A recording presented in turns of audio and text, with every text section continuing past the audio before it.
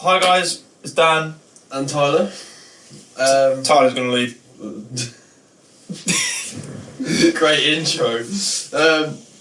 Yep, what's up guys? Today, the different style podcast it's similar to a podcast you'll see very soon. But me and Dan basically recorded a podcast based off on conspiracy theories, because something that... One sec. We'll go for a slightly zoom. Okay. Just so you can see our beautiful fucking faces. So basically, we just spoke about specific conspiracy theories and what we were interested in, and one of them that we didn't talk about because we wanted to make a separate podcast on it was Bob Lazar. Now, That crazy bastard, Bob Lazar. Now, for those of you who don't know I'm going to assume you do, but for those of you who don't, we're in 2022. Yeah. We never assume. Okay. Not even genders. Okay. Anyway, I'm brushing over that. Bob Lazar was... I never know how to sit in my chair, dude. I never know. I've zoomed in too far now. Oh, for God's sake. Nice and raw, this one. Yeah, I just never know how to sit. Because I wanted to support my neck and then look at me. You just... anyway, Bob Lazar was basically a reverse engineer kind of scientist, and he was a physicist. Physicist, thank you. And he was basically working... Where was he working at the start? Los Alamos. No, there was something before that. No, that's it. He was working at MIT. He got a degree in MIT. Yes. I think is what it's called. Is the way that you say it? MIT is a degree. Yeah, that's probably, yeah. I think. And he started working at a place called Los Alamos, where he was recruited. Yeah. To work at a site that he called S4. Now, this site... He never knew the location for ages, did he? Because they kept on putting a bag over his head. Yeah, because they didn't want him to know, give any information. And he couldn't tell his wife where he worked. No, it was very... it's not surprising, it was very kind of confidential. Aloof? Huh? Is that a word? Aloof? Like, they were all very aloof? I'm going to Google that. I've never... that one. I've said a word now. Okay, while Dan's Googling whether his word exists... It does. Okay. It does. ALOOF. Not very friendly or forthcoming, so they weren't very forthcoming with the... Since when have you... I've never heard you say that word ever. Okay, I'll give you props for that one. So yeah, he was working at a place he later described to be S4, which we found out later on is a few miles away from the famous Area 51. Am I right in saying that it's in Area 51, I think it but is. not at the main bits? It's like in a small section. Yeah, it's like a couple of miles away, I think he said. It's off site. Yeah. But, it all started where he came forth on the news, completely anonymous, his body was kind of blacked out, and he started basically describing these things he saw at S4. He started talking about flying saucers, he started talking about this element that didn't exist, coming out with all these claims, and naturally people were like, what the hell? The thing that was very odd is I believe that the broadcast was actually interrupted. They lost him, so they were like, oh, we've lost him. Yeah, and basically the CIA cut his radio frequency to the station. So take that as you will. You know, if they didn't have anything to hide, why would you cut somebody off? Yeah, makes perfect sense, doesn't it? But yeah, what we found so interesting was that something that's so elusive, so confidential, that even today we know hardly anything about, because it's kept so under wraps. To hear someone come out and make these solid claims and pretty much describe things word for word, you couldn't... I mean, for me personally as well, I couldn't help but feel compelled to know more. Like, how do you know these things? He's a very believable person, and it's either by pure coincidence or he worked there. Yeah. They're the two options, because he either worked there, or it's just by pure coincidence that he's managed to get so many things right. Yeah, it's just the way he. I mean, at the end of the day, when you factor so his story's never changed over like 30 years. Yeah. Or something. It's never changed. Kept in, I mean, I've heard it multiple times. I've even watched a documentary. He says the same things all the time. And it turned out like when he was kind of telling everyone about this, you could see when you look at the plus and minuses of him coming out to tell this story. He's got a family. He's got people he cares about. Like, there's nothing that would benefit him if he just came out and lied. No, there was a lot more negatives than what there were positives for him to come out. He said people were watching him. He was getting people government questioning him. I think he had people go in his house or something like that. His house gets raided on the regular. His house got raided earlier this year, I think it was. Yeah. Or like last year, his house got raided again. Because they think that he has some of the element. Yeah, they think, and they can't. Each time they search it, they never find it. Mm. But yeah, so he was in charge. His basic little project was to go in to this S4 base, and they provided him with a spacecraft, like a flying saucer. But it was only a part of it. Am I right? No, it wasn't the whole thing. I think it was the whole thing. Oh, okay. His job. I think they had a series of different crafts, and him and another reverse engineer. Their task was to pretty much dismantle it and figure out how it was working so he can repeat it. So to go back a little bit, just for other people that were like, oh, why doesn't he just go speak to other people at work? When he went to this S4, he went into like a little door, and they would escort him there. And the only other person that he spoke to was his lab partner. Yeah. He didn't know what any other people were doing. He didn't know what they were working on, how long they'd been there for. They would give him no information. So, you could see people potentially working next door, but you would never be allowed to speak to them. You don't know how long they've been working on. Because what I think he said was actually, if they actually had a team of people that worked together instead of having two people, you might be able to cross-reference some things that might unlock some stuff on you're stuck on.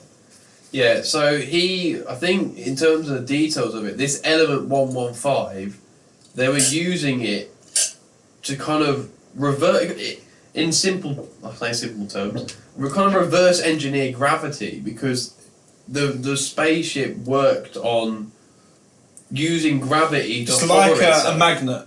Yeah, that's the way we can think about it. We might not be fully correct on that.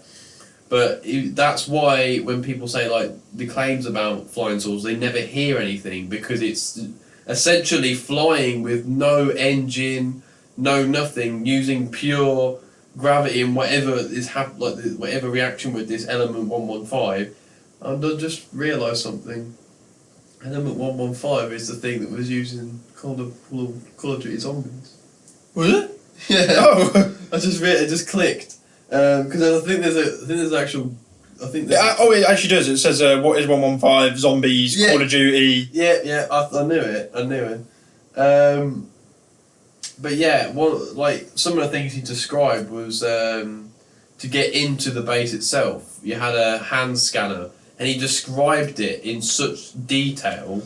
Can I just put in about element 115? Yep, go ahead. So, element 115 is called Moscovinum. Moscovinum, interesting.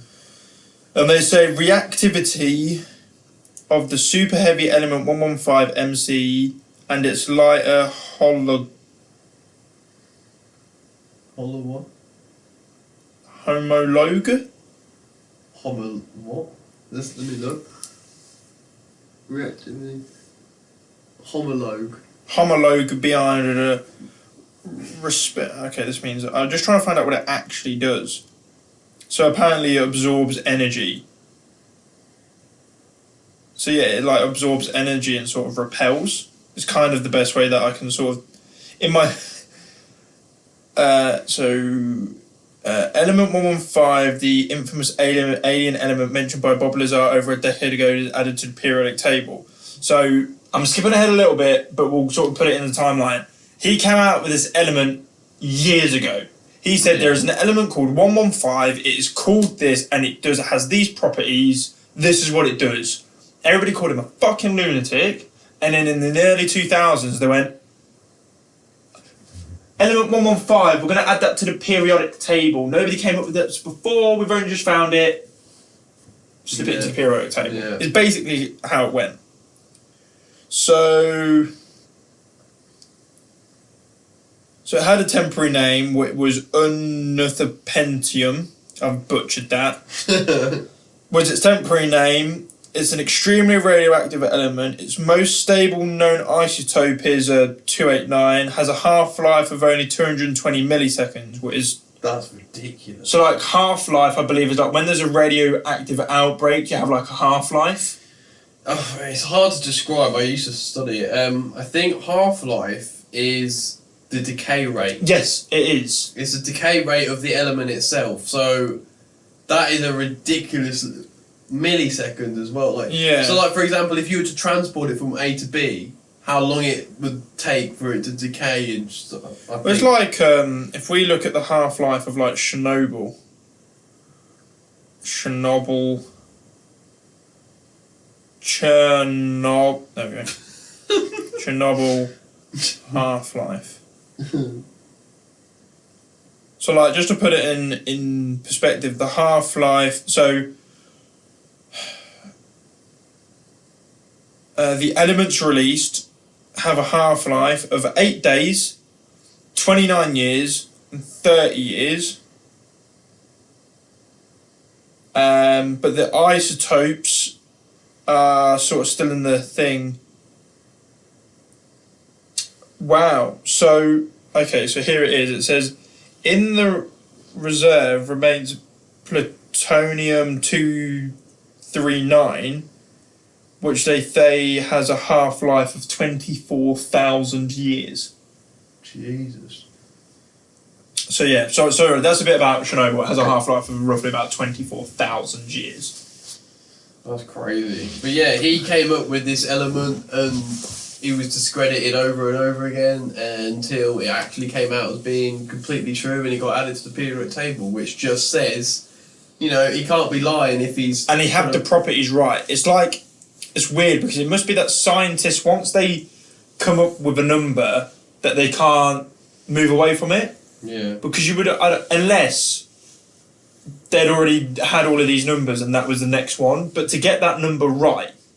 Because they could have gone, this is element 114. Yeah. Or 206. But they gave it the same element name and it does the same element... It had the same properties as well. What was quite interesting. Absolutely. I think another thing to back him up, he brought a group of people and actually showed, because didn't he have his friends that then got escorted off of... They had demonstrations where they pretty much test like flew. Every Tuesday or something silly they test flew the aircrafts on the site, and they did it at a specific time, a specific day, and obviously Bob knew that. So he basically took a bunch of his friends that he trusted and was like, look, I'll prove to you this is what's going on. And as he said, around the same time, you see the lights spit, like, kind of the... And they got escorted up. Let me just dig into... Sorry, you carry on talking. Yeah, I think they got escorted off eventually, but they tried to stay around and watch it, and you could see on the video, it's very poor quality, because obviously it's old, but... You could see the lights in the sky. You can clearly see that it's not just a plane, that is a hovercraft.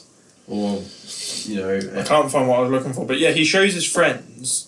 And isn't it... So I think back in the early, whenever this was happening, like the 80s and 90s, people were very terrified about an alien sort of abduction and gonna killers and things. Oh, yeah. So maybe that was why they were trying to control it, because as of recent... The CIA and militaries have been releasing tapes saying, here's an unidentified object, and we don't know how it's flying like that. Here's all of the tapes, like you got the Tic Tacs, as they call them. Yeah, I think that's the thing. They're slowly coming out about. Yeah, it's weird. Like they're slowly. Yeah, it's like But it's like maybe they're doing the like they show it in the TV programs, they're showing it in movies, and then when we actually see it in real life, we're like, oh well, we've seen all of this stuff before on the telly, like conditioning. Yeah, just not freak everyone out. Yeah, but no, they're releasing more and more about it. Military people are even sort of coming forward, and yeah, they're being shushed as well. Some of the military, from what I've heard about, what they can and can't say about certain things. Yeah, they're slowly coming out and releasing documents. It's like that one that was released months ago about that aircraft where these jet pilots were following this aircraft. Yeah. And they were like, look, I don't know what the hell this is. Is that the one where they struggle to lock onto it and then they finally lock onto it? It goes through the water or something, doesn't it? It goes, and they're like, what the fuck? Yeah, it's crazy, that is. But, so yeah, I think you just touched on it, going back to Bob.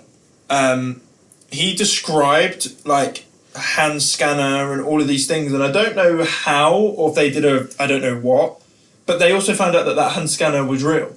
Yeah, they had a picture of it. Yeah, like that. I don't know if S4 took a picture of something, but what he described about Area 51 and S4 and the stuff that he saw and the images that were slowly getting back out all match up to what he said all of them years ago. Yeah, you can't call it a coincidence. But they try to wipe him off MIT said that he never got a degree there. Los Alamos said that he never had a job there. He couldn't vouch for anybody because he didn't know anybody's name at S4. They were trying to say that he was crazy and all of these things. They basically try to wipe him off the face of the planet. They saw him as a threat to their intelligence, so they kind of did what they could to make out he was some sort of crazy guy talking absolute nonsense. Yeah, it was just mental. But, you know, they made a have you actually seen the documentary on it? I haven't. It's worth a watch. It's interesting. It is interesting. It's well done. I can't remember who it was, by Corby, or I can't remember his name. But yeah, that's generally we just found that particularly interesting out of all those conspiracy. Well, you can't call it a conspiracy theory, can you? It's more just. It's one of them things of what do you believe? Is it real? Is it not real? Well, it all reverts back to, do you believe in aliens? And personally, I would think myself as being extremely arrogant and naive to say aliens don't exist. We are the only intelligent life. Yeah. When you factor in... Oh, I heard a theory the other day, you know. What's that? So, I was scrolling through TikTok. What do you do? As you do. And it was, there's these higher beings. So you know, like, we have, like, the pyramid gods and stuff? Yeah. The pyramid gods where they're, like, really tall. And there's also a lot of lizards written about in, like, pictures back in the day. Like, back in Egypt times, you see a lot of lizards and stuff being, like, scribbled on things. Mm-hmm. And I think these higher beings said, you need to stop helping humankind. They need to get their own shit together. You need to leave. And the lizard reptilians stayed and became a part of, like, the elites. Mm-hmm. And the Egyptian god people fucked off. Is that why they say that some of the higher people in society are lizard people? Yeah. Yeah, how did we get onto that? Huh? How did we get onto that there? Because I was on about believing in aliens, and then you... sorry, my fucking brain. See, this is the thing of it, are humans just arrogant? I think we are. Like, to think that... What about if aliens just see us as a piece of shit? Like... Don't blame them. No, but like, we call ourselves intelligent, and what about if to them we're not intelligent? What about if we're like an ant to them? Oh, yeah. And they go, so they're on a planet that they're destroying, and they're not doing anything to fix it. Yeah. So they're going to wipe themselves out. That's not intelligent. I think that was one of the theories. I think there was one theory that said, in terms of alien life, people were saying that aliens aren't going to contact us, and basically until we sort our shit out, because we're on a path to destruction. Yeah, like we might not even be intelligent. Like that, we might be as intelligent as what we think an ant is intelligent. Yeah, but it's like that. with technology, with all these nukes and destruction, I think that was another part of it. Aliens, they said that aliens wouldn't want to provide us with their technology because we just use it for war. Yeah, we would just use it. That maybe they're all civilized. Like all of these planets are civilized, and we're not. But no, and they look at us and they go, so they're killing each other over land that they could. Why don't they all just use? You've got rich people, you've got poor people. You've got people threatening people all the time. What they might just see us as just not worth their time. I wouldn't blame them, to be fair. But like we said, the whole arrogance and naive, to think we're one planet amongst an abundance of planets that we can't even get to. Not just that, but amongst and that is just one galaxy. Then you factor in all the other galaxies that are in this universe, and that's only our observable. That's the only what we can see. Yeah. Think about all the other stuff that we can't see. And then you factor in the whole fucking multiverse theory, and then you've got almost an infinite amount. Also if aliens just look at us and think we've got half or 20% of the population that they think the world is flat? Okay, with that level of intelligence, I'm not getting involved in that in that species. Fuck that. Yeah, they just look at us and they go. They really think. So, do you want to know what? Sorry, this is flat Earth is going to be something that we cover. Okay. The thing, okay. Quick tangent. The flat Earthers only think Earth is flat. Everything else is round. So they think Mars is round, the Moon is round, Jupiter is round, but Earth is flat. But with that logic... It makes no sense though, does it? But with that logic... All of them should be flat. With that logic, Earth does not abide by the laws of physics. Yeah. Because how does gravity form that sphere, but gravity just doesn't work properly when it comes to... It's been proven that gravity cannot function the correct way if the Earth was just flat. Anyway, back to Bob. That's for another day. Because I fucking flat Earth, man. Fucking waste. That's almost as... But, do you want to know what's annoying? It's have you heard that theory, if we didn't look at the Bible and stuff and charity and religions, that technology might be a lot more advanced? We spent that long trying to prove that God wasn't real that we slowed ourselves down technologically. Really? Yeah. That's actually quite interesting. So what about if they just look at us and they just think you guys are fucking wasting your time chatting about fucking flat Earth, you dickheads. Just imagine a bunch of aliens just gossiping, going, "Look at these fucking humans." It just frustrates me. Anyway, back to Bob. Just tell me something about Bob before I start. Wrecking flat Earth. As you can see, Dan is quite passionate about the Earth being round and not just flat. Fucking wasting time, isn't they? Yeah, but NASA's fake, because I went on Google Maps and I went into the desert and I found a NASA van and a thing that looks like the Mars rover in a place that kind of looks like Mars. How about they're just fucking testing something that will go on Mars before it goes on fucking Mars? Wait, they use that as evidence that we didn't go to Mars? Honestly, somebody went... You know the main flat Earth guy? He's kind of bald. Yeah. Yeah, he was if you go on Google Maps and you put these coordinates in, you'll see a fucking yellow van, and if you turn a little bit, you'll see a thing that looks like the Mars rover. They're fucking lying to you. They're just using cameras, and they're changing the contrast just to make it fucking look like Mars. And it's you do realise that they've proven that Mars had running water, had rivers, had ravines, had plants, so there will be similarities. And also, how about they go to somewhere like a desert that is similar to Mars to test the fucking Mars rover before it goes to fucking Mars? It's all perspective, isn't it?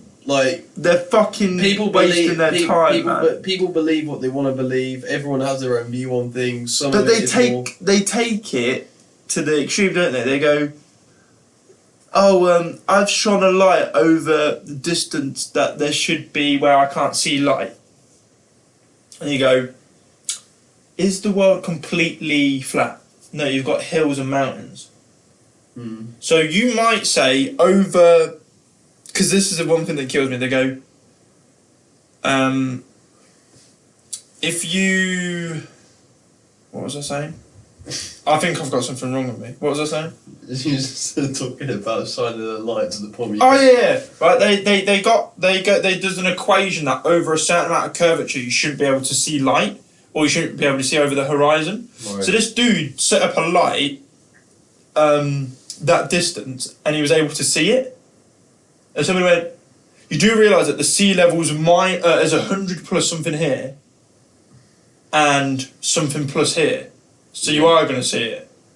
But also, have you seen that that dude did the experiment where he went, the world's flat, and he did like he had a long tube. He had a long tube. He had like a it wasn't like a tube. It was like a piece of paper. Yeah. With a hole cut out of it, with a light shining through it, and then about 3 miles down the road, where the curvature, they did that equation again, and he set up another piece of paper so that the light would shine onto another black piece of paper. Yeah. And he turned the light on, and they go, "Have you turned it on?" And they go, "Yeah, I've turned it on. I can't see the light." And then they work out the equation like, move the paper down, up 3 meters. They move it up 3 meters, and guess what? The light shines on the piece of paper. Flat Earther, instead of going, "Oh, the world's round," he goes, "Interesting." That is always. Sorry. When they get disproved, we're now ranting because Flat Earth is fucking Okay, annoying. yeah, I can't. I'm struggling to move the topic back onto Bob Lazar because Dan won't start talking about it. Fucking Flat Earth, man. But not even just Flat Earth. When I see TikToks Anything, with people being disproved or blatantly wrong, instead of going, "Oh yeah, you got a point," instead of agreeing, they either go, "That's a good question," or they leave, or they just go, or they make some weird noise, or basically just avoiding the fact, "Oh yeah, I'm wrong." They don't. Anyway, Bob Lazar, people they don't let's. The universe could have a multiverse. I believe aliens have got to exist. We can't be the only intelligent life. I just think that they're just looking at us laughing. Probably. And they go, "You can't run a piss up in a brewery. You can't. You just fuck it like that. If we showed you what we would have, you'd kill you would kill yourself. Sit about. Oh yeah, that would be funny though. If we had the technology that they did, we probably That's probably why they don't give it to us or don't show it to us, because we'd probably end up destroying the planet 20 times faster than what we are doing already. But we're meant to be intelligent, but yet we all can't agree on global warming, and we think that global warming doesn't exist. Okay, Dan, we're moving into. I'm sorry. Bob Lazar. How long have we? How long have we gone for now? 28 minutes. Right, okay, and about half of that was on Bob Lazar. Sorry. No, Go back to Bob Lazar. I'm sorry. Sorry. Sorry. It's fine. What was we talking? Oh, now I'm losing track of. I think we do a quick summary, and then we'll get back on to. We'll pick up naturally. Quick summary of Bob Lazar. So yeah, he basically.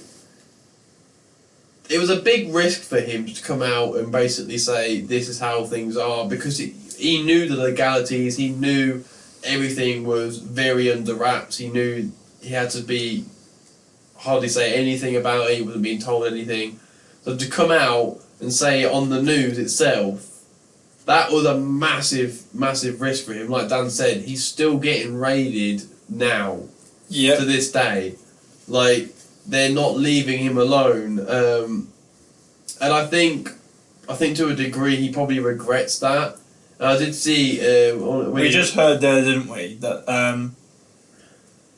he wishes that he never said anything, because he would have then found out how the aircrafts work. Yeah. He said it was by his own hand that he got removed from those projects, and he did say he regretted that because being involved in the peak of technology. He found it so interesting, and he wasn't even interested in the whole aspect of aliens and looking into flying aircraft, whatever. It was a technology, because obviously he was a reverse engineer, that really, really interested him and really got him interested in how things worked, and I think the fact that he didn't find out how it worked, he didn't get a chance to study it enough, is what bothers him, because it's like being given something. Oh, this doesn't exist. Oh, you get that interest. Yeah, you get that little. It's like the carrot on the end of the stick, isn't it? You're trying to figure out. Oh, how does this work? And then by the time you're trying to get your answer, you've kind of just screwed it for yourself, and you can't find out anymore. But I think eventually. But there is a bunch of people that believe him, and there's a bunch of people that very much don't believe him, and there's never really a midway point. No. You either believe him or you don't, and you either believe him because his stories never change, it's very credible, or you think it's a load of bullshit. Yeah. Yeah, I mean, like we said before, everyone has their views, as outlandish as they can be. Everyone has their own perspective on things, on how they perceive things to be true or false and whatever, and everyone has their own mindset on different things. People are never going to fully agree, no matter how like we said with Flat Earth, like no matter how obvious things can be, there'll always people that will be. And to be honest, I do think some of that disagreement or starting something that's blatantly obvious as being untrue is more to do with publicity than anything else. Yeah, so I'll just quickly run through the reasons why people don't believe him. Okay. There's no record of him working for the government. Which we already proved that they'll probably wipe his record on that anyway.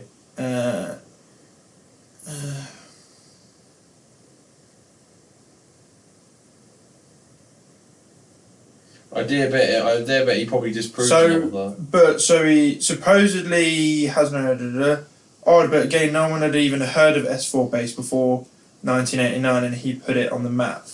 So basically, what people are saying is that nobody knew about S4. Of course they did. No, nobody did before 1989 until he said something. Yeah, but they're not gonna know, are they? Yeah, so people are going, wait, so you're telling me he never worked for the government, but nobody knew about S4 until he said something. So he must know something to know about this. So basically, so we look further back into his history. If we can't verify he worked at the lab, surely he had previous. So basically, except there are no records of him working as a physicist at Los Alamos. So he said that he worked at this place, and they're saying that he never. They're saying that he never worked there.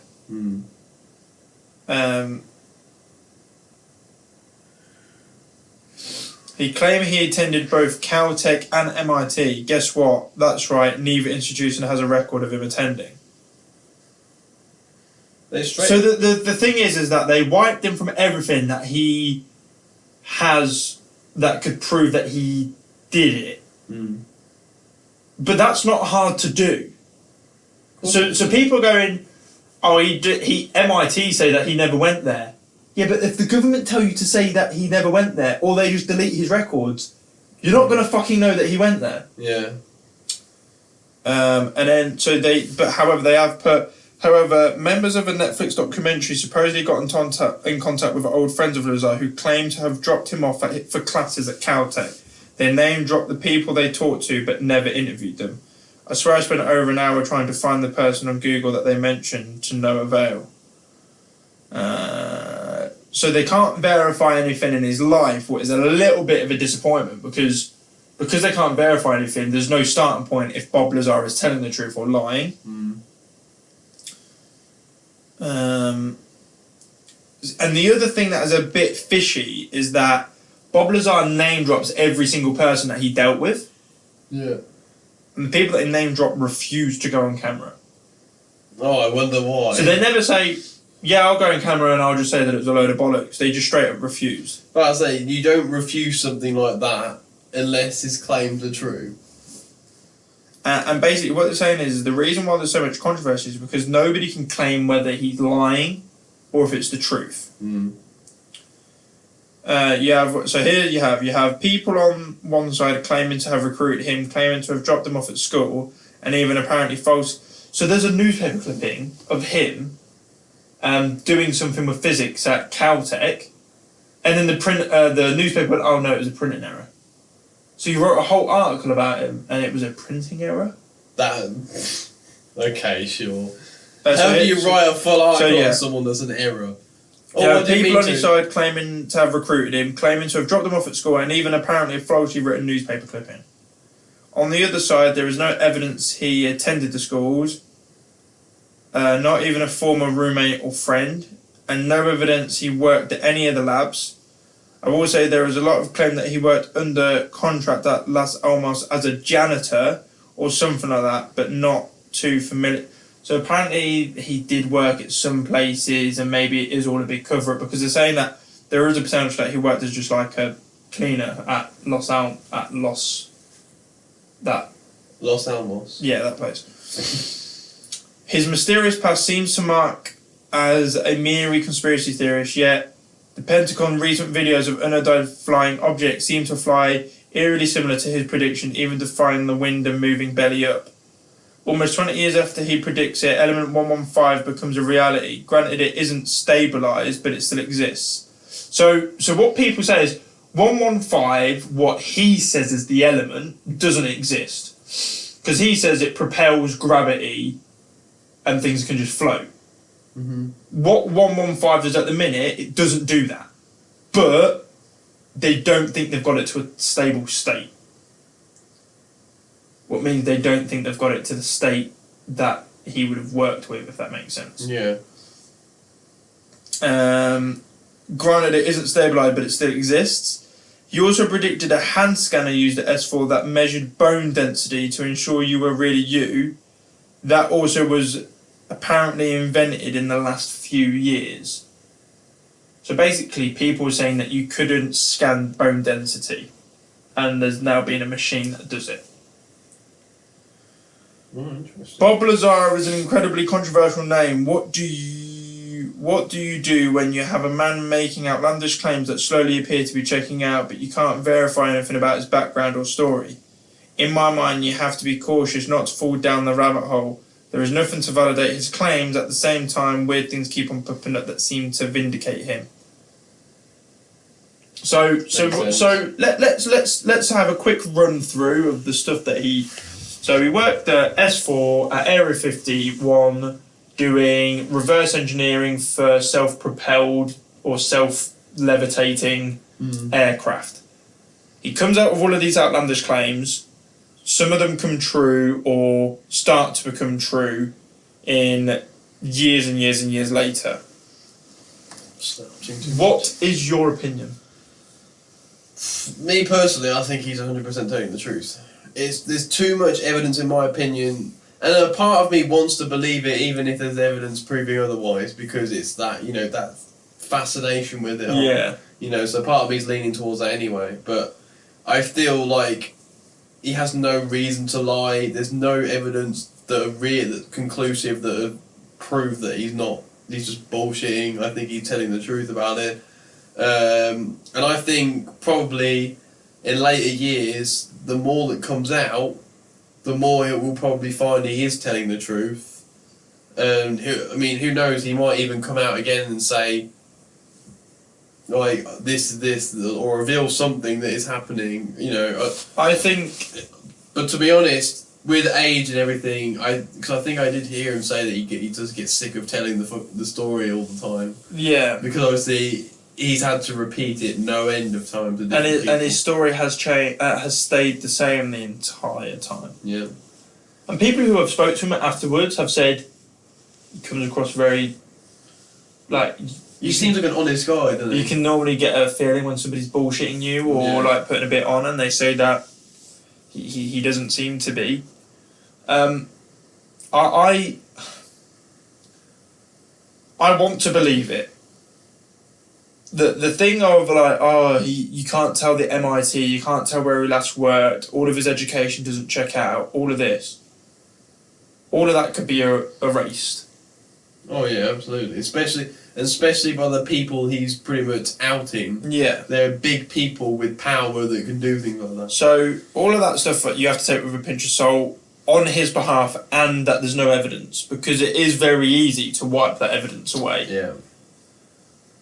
The fact that nobody knew of S4 until he said about it. So nobody knew that this existed, and then he said, "Oh, by the way, there's this place called S4. It's in Area 51." And then the government had to come out and go, "Yeah, there is this secret testing lab that's right next to Area 51 called S4, but what he says about S4 isn't true." So how did he know about S4 if nobody else did? Yeah. Yeah, makes total sense. Yeah. And the element coming out, he predicted an element 115. Okay, from doing a bit of reading there, from what we did earlier, the element is there. The properties they think are possible, but they can't get it in a stable state. Yeah, it's an isotope though, isn't it? Yeah. Makes sense. And then the hand scanner, the fact that has slowly come to light to be a thing that can happen, and he said about this stuff years ago. Is it that he threw enough shit at the wall and some of it has stuck? Oh no, it's matching too much. Yeah. For it to be like that. So I'm on the fence, to be honest. So it's one of the things where I want to believe it. Really? I want to believe it, and then it's like some of the stuff is very outland. Like how many alien ships are there? Yeah, but I think the amount of things he got right, I don't see why he would have the need to accentuate it. But the thing that his house keeps from getting raided and stuff like that. That is like a bit of a why you keep on raiding his house like 30 years after this shit happened and you still haven't found anything. Yeah. And the reasons that you keep on saying that you're getting raided don't really match up. It's just that's the easiest thing to get past for you to get a raid. That makes me think that it's true. The stuff that he's got right at the minute is very loose. So the element 115, they think it can do what he said, but they can't test it yet. Yeah, but because have they been told to keep under wraps about it? But it's not like they've only found this element and then they've stopped. There is an element 116, 117 and 118. Yeah, but so they find more elements all of the time. What I mean, like, is it just the fact that they can't? But the fact that we want to do the shit that aliens like. If you was to say like right now in 2022, what is the thing that we want to do most? It'd be able to go to Mars super quick, as quickly as possible. I think it's in the best interest of the human race if that element could do it, not to keep it under wraps. Yeah, but I know what you mean, but do you know what I mean? Because they're like, oh yeah, we're gonna be sending people to Mars. We are going to be colonising Mars. They're talking about... This is interesting. They talk about nuking Mars to create an atmosphere to warm up Mars to make it the same as Earth. Of course, nukes had to be the option. Yeah, yeah. Out of everything. But it's in the... realistically, it's in the best interest of... How the hell would they even get a nuke to Mars? It's only, 30 years to get to Mars at the minute? Yeah, but a nuke, something containing unsustainable reactions inside. Yeah, we have nuclear bombs that just sit in storage. No, but I'm all about travelling that far. Yeah, you just fucking send it in a rocket, don't you? What is in flight? Oh, okay, right, you know what I mean. So fly a rocket, just drop it on it. Yeah, just fucking pew.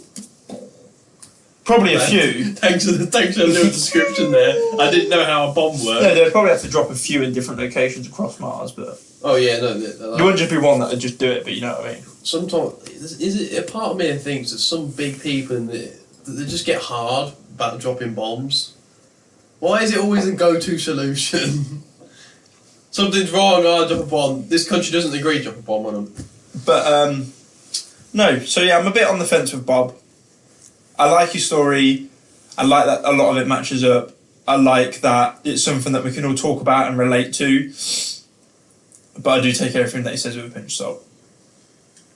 Fair enough. And that's kind of like what everybody Makes sense. says about everybody. Oh yeah.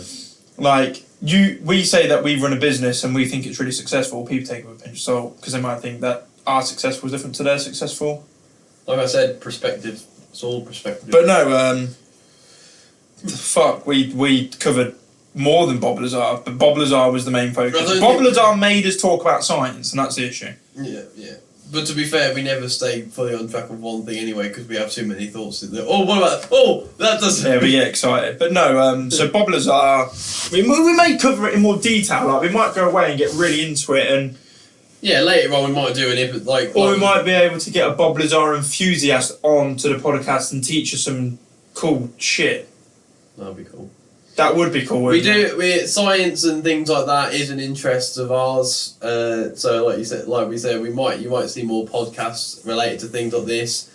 Amongst other interests, we have got other ideas in the works that we'll be recording as well. We just want to give a broad, comedic, This podcast is about Mason Productions, but Mason Productions is about us. Yeah, very well. So we just fucking chat shit. You really want? We do just chat shit on this podcast. Yeah, no, absolutely. Yeah, but we keep it raw. We keep it loose. We don't want it to seem like we're just going right down. Let's read this script. Okay, hi, my name is. Yeah, but no, like we talk about the business, and when we've got stuff for the business, like there'll be one coming out before this that's about the business. Yeah. About an update, so that'll be there. But no, I guess we'll wrap it up with Bob. We've covered a bit. Yeah. We could probably cover a bit more, but if you are a Bob Lazar enthusiast and you want to teach us something, drop us a DM, drop us an email, get us contact, come on the pod. We can have you on Zoom. We'd love it. Thank you very much. Also, if you have any details that we've missed, got wrong, or something added extra we could probably use for a later podcast, feel free to add any information. We keep everything. So like that, drop us an email, we'll get it sorted. But no, I guess it's been Dan from Mason Productions. And Tyler from Mason Productions. Oh wait. Oh, I didn't do the fucking thing again. Like,